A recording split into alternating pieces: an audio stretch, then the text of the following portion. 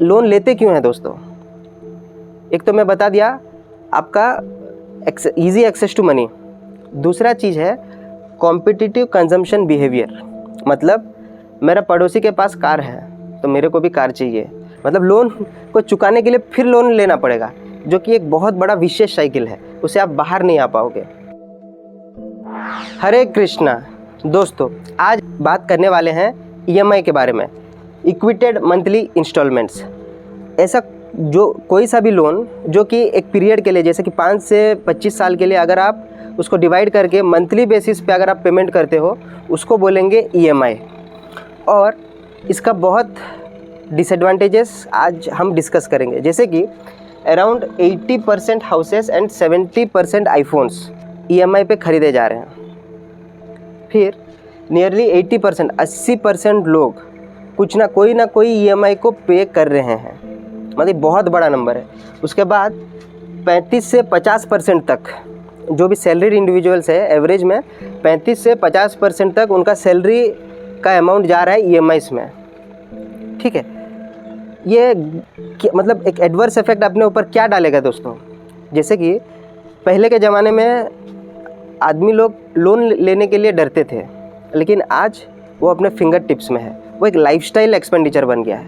आज आप देखिए शहरों में, स्पेशली शहरों में, इवन ब्यूटी पार्लर जाने के लिए भी ईएमआई का ऑप्शन अवेलेबल है। अब जो भी ऑनलाइन खरीद रहे हो, ईएमआई का ऑप्शन अवेलेबल है, हाँ कि नहीं? देखिए, घर से लेके कार से आपका घर का अप्लाइंसेस जैसे कि फ्रिज हो गया, मिक्सी ग्राइंडर हो गया, उसके बाद आपका आईफोन, ये सारे चीज़ ईएमआई में मिलना चालू हो गया है, जिसके वजह से इंसान अभी ज़्यादा खर्च रहा है।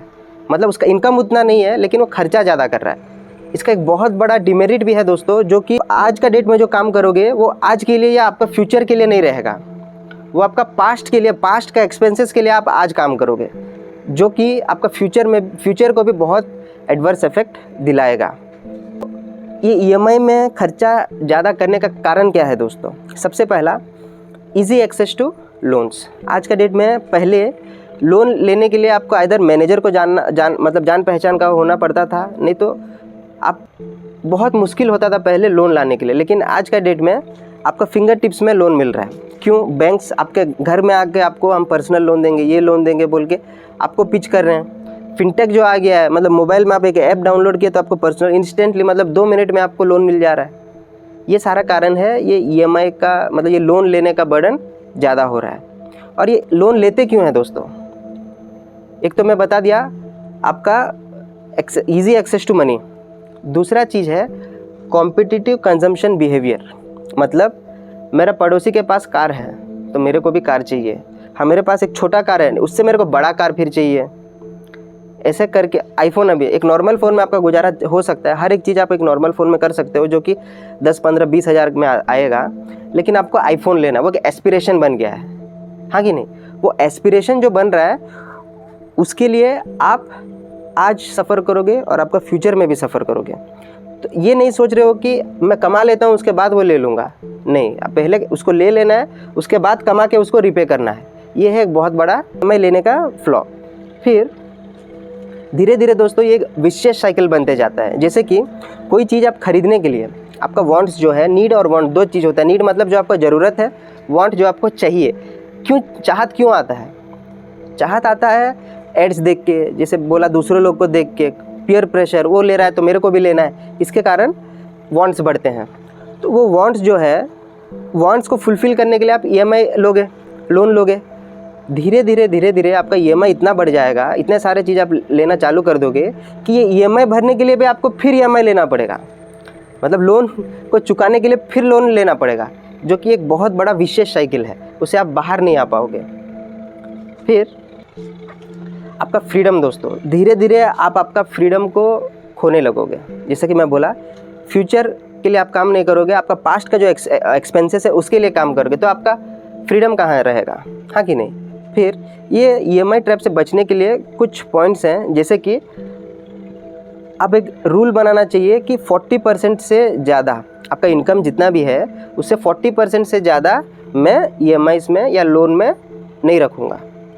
मतलब नहीं क्रॉस करने देना चाहिए। 40% आपके इनकम से 40% से ज़्यादा लोन अमाउंट जो है वो क्रॉस नहीं करना चाहिए।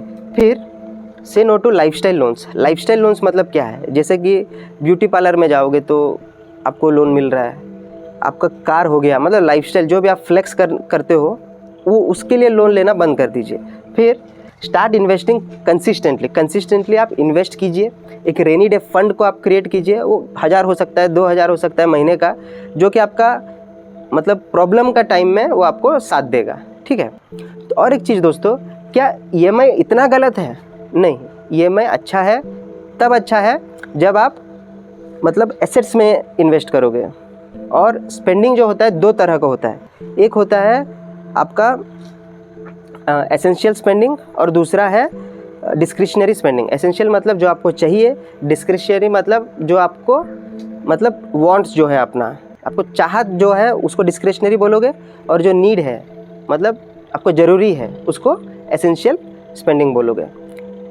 तो एसेंशियल स्पेंडिंग अच्छा है और डिस्क्रिशनरी आपके लिए बुरा है। और ये तब अच्छा बनता है जब आप कोई प्रॉपर्टी में इन्वेस्ट कर रहे हो। सोचिए वो तो अप्रिशिएट होता रहेगा ना। मान लो आप लैंड में इन्वेस्ट किए, आज 1 लाख का है, वो 10 साल में वो 1 करोड़ हो जाएगा, तो क्या आपका इनकम बढ़ पाएगा क्या 10 साल में? नहीं। लेकिन ये 1 लाख में अगर वो प्रॉपर्टी आप परचेज़ कर ले रहे हो तो आपको 2 बेनिफिट हुआ। एक, इंस्टेंटली आप पैसा देना नहीं पड़ेगा पूरा, फिर जो प्रॉपर्टी जो अप्रिशिएट होगा वो आपका एक्चुअल इनकम बन जाएगा, वो आपका टोटल एसेट वैल्यू जो है वो आपका बढ़ जाएगा। सो EMI कैसा लेना है उसको भी प्लानिंग से लेना होगा। एक है जो भी चीज़ आपको नहीं चाहिए, आज का डेट में अगर नहीं चाहिए तो आप उसको साइड कर सकते हैं, और जो चीज़ आपको फ्यूचर में भी रिटर्न दे सकता है उसको उसमें आप इन्वेस्ट कर सकते हैं। आशा करता हूँ दोस्तों ये EMI का कॉन्सेप्ट आप अच्छे से समझे होंगे बोल के। तो अगर आपको अच्छा लगा please do like, share and subscribe.